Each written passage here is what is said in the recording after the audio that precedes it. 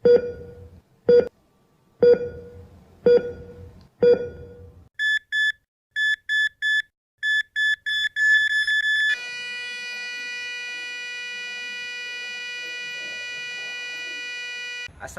and good evening. Today I want to talk about heart attack. A heart muscle needs oxygen to survive. A heart attack occurs when the blood flow that brings oxygen to the heart muscle severely reduced or cut off completely. A network of blood vessels known as coronary arteries surround the heart muscle and supply it with blood that contains oxygen and nutrients. The heart muscle needs this continuous supply of oxygen and nutrients to function. If a coronary artery becomes suddenly blocked, stopping the flow of blood to the heart muscle and damaging it, a heart attack will happen. This happens because coronary arteries that supply the heart muscle with blood flow can become narrow from a build-up of cholesterol and other substances that together are called plaque.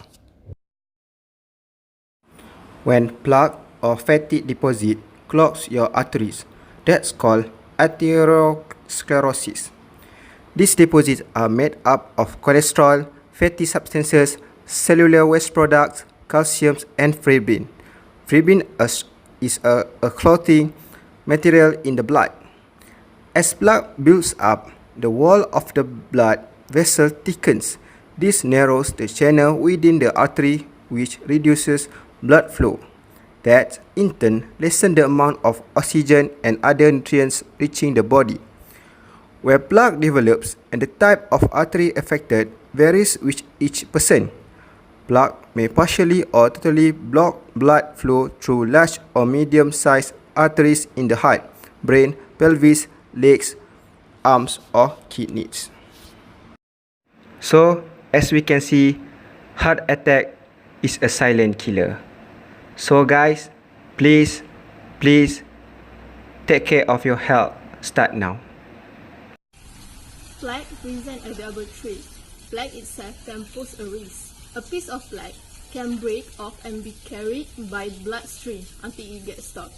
Plaque that narrow an artery also allow for possibility that a blood clot or thrombus may adhere to the blood vessel in the wall. If at the case, the artery can be blocked, cutting off blood flow.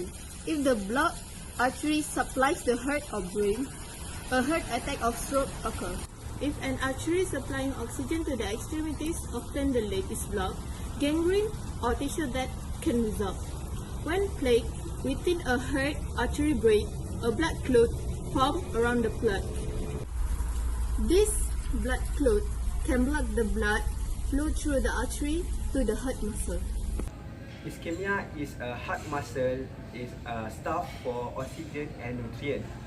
When heart muscle is not functioning well and severely damaged, a heart attack will occur.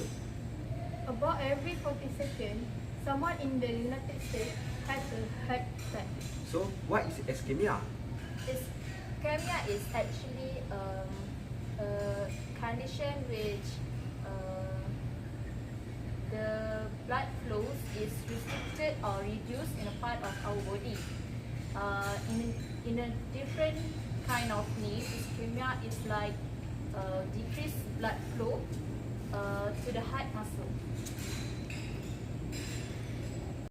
So doctor, what are 5 risk factors for heart disease that I probably don't know? We know now that people who have regular sleep are less likely to have coronary disease. And we recommend that people sleep at least 7 hours, ideally 8 to 9 hours a day. Snoring can be a sign that at night times you're not getting enough oxygen. And that stress actually raises your blood pressure. People who snore generally tend to be a little bit overweight, have higher blood pressure, and that can indirectly be a risk factor for not only atherosclerosis or heart disease, but for atrial fibrillation. It's not just the lack of oxygen, it's also the higher blood pressure, the higher weight, so all the factors work together. There are a percentage of women that, despite doing all of the right things, are at risk for what we call preeclampsia, which is an elevation in your blood pressure. So it's a normal process of when you get pregnant that you increase your blood volume. Make sure that you follow your blood pressure. Women are 10 times more likely to die of heart disease than they are breast cancer. Something that I think a lot of people don't realize, and it leads to problems because women are less likely when they have symptoms, chest pain, shortness of breath, to actually seek medical attention. People who are around other people tend to be more active. So when you have a friend, go for a walk together and talk with that friend. Go with your spouse, take a walk every day. It's not a simple relationship, but clearly social isolation is increased risk factor for not just heart disease, but for mortality overall.